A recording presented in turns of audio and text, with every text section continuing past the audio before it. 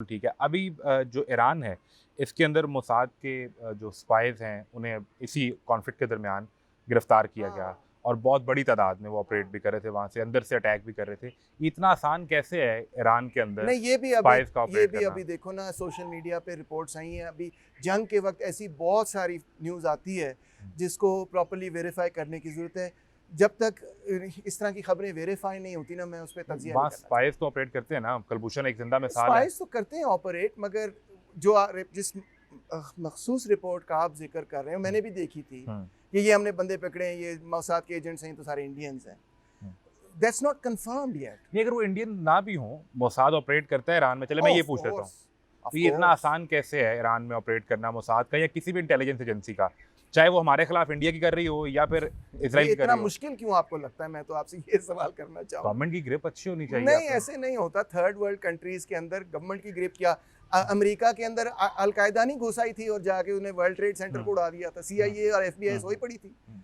इतना भी आसान देखिए, इंटेलिजेंस एजेंसी होती है, कोई ऑल नोइंग ऑल पावरफुल शय तो हाँ, नहीं होती। ठीक ऐसी है। भी बात नहीं है हुँ, कि हुँ।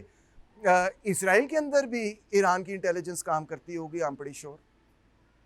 कोई आप हैरान हो गए ये उसकी बात सुन उसकी के? कोई मिसाल मैं इसलिए जानना भाई चाह रहा हूँ ना। ऑब्वियसली हमास के लोग वहाँ पे हैं, आते जाते हैं लोग, वेस्ट बैंक, गाज़ा वगैरह ये सारे एरियाज़ के अंदर। आई एम श्योर कि I don't have any evidence for it, मगर आपका अगर ये नुक्ता नज़र है हुँ, कि मुल्क इतना को वाटर टाइट हो कि किसी दूसरे मुल्क की इंटेलिजेंस एजेंसी वहाँ घुस ही नहीं सकती, ऐसा हुँ, कभी नहीं होता तारीख में। अभी देखें, बिल क्लिंटन की इनर सर्कल का बड़ा इंपॉर्टेंट बंदा था, हुँ, जिसको अमेरिका ने अभी पकड़ा है, एफबीआई ने पकड़ा है, पता चला है वो क्यूबा का स्पाई था, वो हुँ, क्यूबा को इंटेलिजेंस देता था हुँ। और वो क्लिंटन के इनर सर्कल का मेंबर था और बिल्कुल वो ठीक। क्यूबा से लॉयल था। तो ये ना समझें कि इंटेलिजेंस एजेंसीज एक दूसरी कंट्रीज के अंदर इनफिल्ट्रेट नहीं करती इस और नहीं सवाल कर सकती।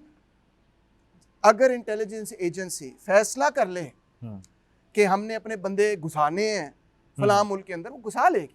ठीक है। मैं ये जानना इसलिए चाह रहा था कि अब चूँकि वो रेज़ीम चेंज तो नहीं इसराइल कर पाया, तो डाउन द लाइन 2, 4, 6 माह में हम एक सिविल वॉर की सिचुएशन देखें कि वो अवाम को इकट्ठा करके इस रेज़ीम के खिलाफ खड़ा कर दे और कहे कि चलें अब इन्हें हटाएँ अब इतना अवाम आसान होता तो पहले ना कर चुके होते। लड़ने ना आता ये कर लेता। इतना आसान नहीं है। ठीक है। इस अवाम इतनी भी बेवकूफ़ नहीं है हुँ, कि वो किसी इजरायली पपेट के पीछे चल पड़े। हुँ। पॉलिटिकल लीडर बनने के लिए खान साहब कहते हैं ना, मैंने 22 साल जद्दोजहद की है, तो तो फिर 22 साल लगाने फिर पड़े। मुझे जाके लोगों ने माना है। हाँ, पॉलिटिकल लीडर बनने के लिए बड़ी स्ट्रगल करनी पड़ती है। ठीक है। ऐਵੇਂ ही कोई आपको इंटेलिजेंस एजेंट कह दे वहां जाके, वो तू पॉलिटिकल, ऐसे नहीं नहीं होता। तो वो कहीं अंडरग्राउंड भी तो लोग होते हैं ना, वो अचानक सामने आ जाते हैं चेहरे और फिर उन्हें सपोर्ट भी मिल जाती है। ये कंस्पिरेसी थियरीज में तो बड़ी पॉपुलर बात लगती है, मगर ऐसे जो रियल पॉलिटिक्स है जिसमें हुँ, आप मिलियंस ऑफ सपोर्टर्स विन करते हैं, हुँ, उसमें उसके पीछे कुछ सोशल फैक्टर्स होते हैं, उसके पीछे कुछ हिस्टोरिकल पॉलिटिकल फैक्टर्स होते हैं हुँ, जो उसको बनाते हैं।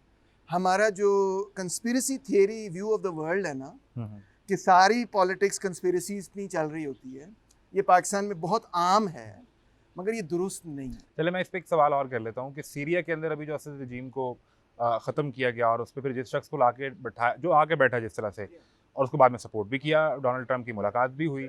तो वो जो एक मूवमेंट थी वो नेचुरल थी? भाई वो तो 11 साल सिविल वॉर के बाद हुआ ना, हुँ, जिसमें टर्की ने एक पार्ट टेक ओवर किया हुँ, सीरिया हुँ, का, इसराइल ने एक और पार्ट टेक ओवर किया, वाईपीजे और कुर्दिश मिलिशियाज को अमेरिका ने सपोर्ट किया। हुँ, फिर सिविल वॉर हुई सीरिया के अंदर, जो कितने साल चली, 2014 से लेके 2024 तक चलती रही, 10 साल। राइट। 10 साल सिविल, 6 लाख बंदा मरा। जी, जी, ऐसे ही वो तो ये नंबर तो नहीं था कि एक इंटेलिजेंस एजेंसी ने एक बंदा भेजा और उसने हुँ, टी लॉरेंस की तरह पूरा मुल्क ही ठा गिरा दिया। ऐसे तो नहीं होता ना। हुँ, उन्होंने 10 साल मुल्क को पहले ज़ीरो कर दिया। इतनी जंग, इतना फसाद पैदा किए, इतने उन्होंने और फ़ौजें बाकायदा हुँ, हुँ, उस मुल्क के ऊपर टेक ओवर किया। हुँ, इज़राइल की फ़ौज सीरिया की फ़ौज को जाके मारती थी। ऐसे ही। सीरिया की फ़ौज मूव करती थी, इज़राइल का जहाज़ धड़ल आके बम गिरा के मार के चला जाता था।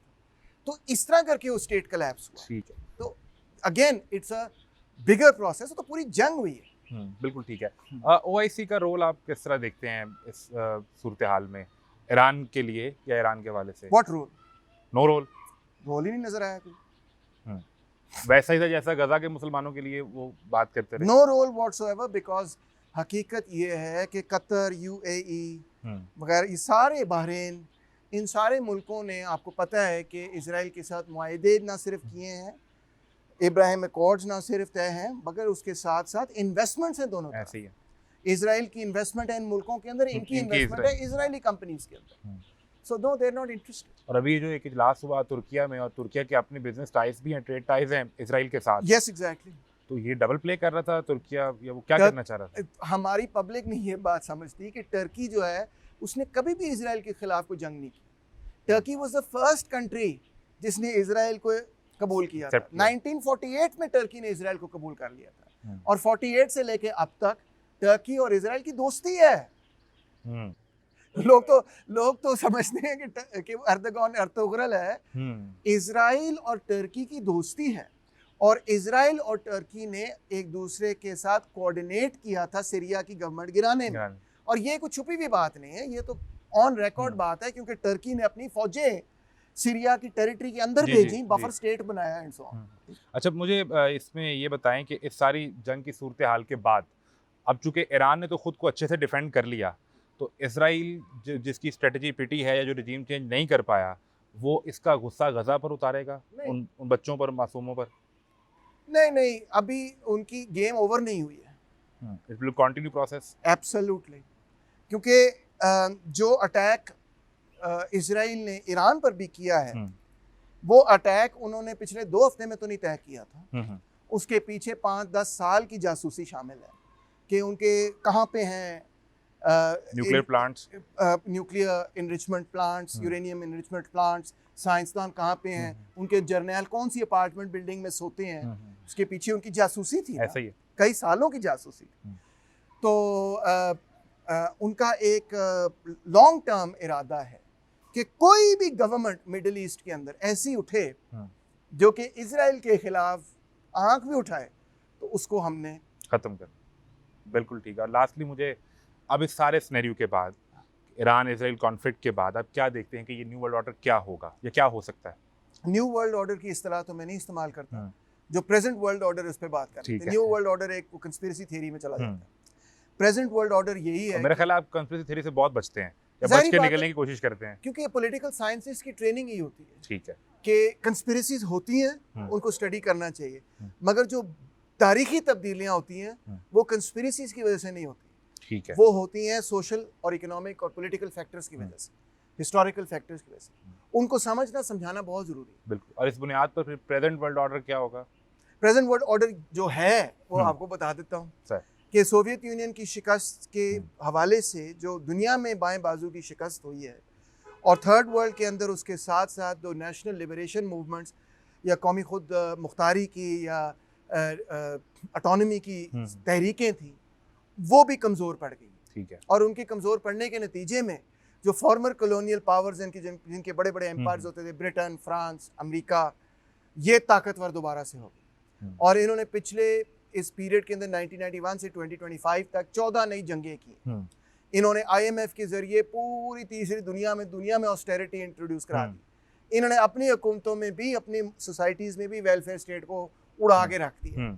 यानी कि अब हम एक ऐसे दौर के अंदर चले गए हैं जहाँ ब्रूटल किस्म की कैपिटलिस्ट एक्सप्लॉयटेशन दोबारा कायम हो गई है, और ब्रूटल किस्म की इंपीरियलिस्ट एक्सप्लॉयटेशन, यानी जहाँ पे first world countries, third world countries का इस्तेहसाल करें, वो भी कायम हो गई। तो अब 21वीं सदी में हमें साथ इन तमाम चीज़ों को तब्दील करना होगा, अपने प्यारे वतन को खुद मुख्तार बनाना होगा, और सियासी एतबार से तो हमारे पास एक इंडिपेंडेंट गवर्नमेंट तो है, ठीक है, मगर मुआशी एतबार से आप देख सकते हैं कि हम मकरूज हैं और हम IMF के मोहताज हैं, और लिहाजा हम एक इंडिपेंडेंट ना तो इकोनॉमिक पॉलिसी बना सकते हैं और ना दूसरी पॉलिसियां बना सकते हैं। बिल्कुल ठीक है। मुझे बिल्कुल लास्टली अब ये बता दें कि ये कॉन्स्पिरेसी थ्योरी नहीं है, क्योंकि 1998 में इसराइल पाकिस्तान के न्यूक्लियर प्रोग्राम को अटैक करना चाहता था इंडिया के साथ मिलके।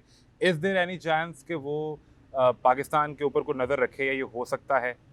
वो नज़र रखेंगे प्रोलिफरेशन पे उनकी नज़र है, मगर ऐसा अटैक अगर वो सोच रहे हैं या सोचते भी हैं, तो ये तो बहुत ही ज़्यादा ख़तरनाक चीज़ साबित होएगी। उसकी वजह ये है कि आप किसी कंट्री के न्यूक्लियर असासों पर हमला करें हम्म, और अगर तो आप कामयाब हो जाएं तो वेल एंड गुड, लेकिन अगर अगर आप कामयाब नहीं हुए, आपने एक भी साइट, एक भी मिसाइल मिस कर दी, तो वही मिसाइल आपके पास आएगी बिल्कुल ठीक है, और फिर आयरन डोम भी आपको नहीं बचा नहीं बचा पाएगा। सो ऐसा रिस्क कतई तौर पे और हम जवाब कैसे देते हैं वो इंडिया से पूछ लें। ये भी ठीक है ये भी बात ठीक है, मगर इसके साथ मैं ये कहना चाहूँगा कि मेरा नहीं ख्याल कि अमेरिका या और भी कोई कुव्वत ऐसा रिस्क लेना पसंद करेगी, ऐसा रिस्क लेगी। ऐसा रिस्क वो नहीं ले सकते, क्योंकि अगर ये रीजन भी डिस्टेबलाइज हो गया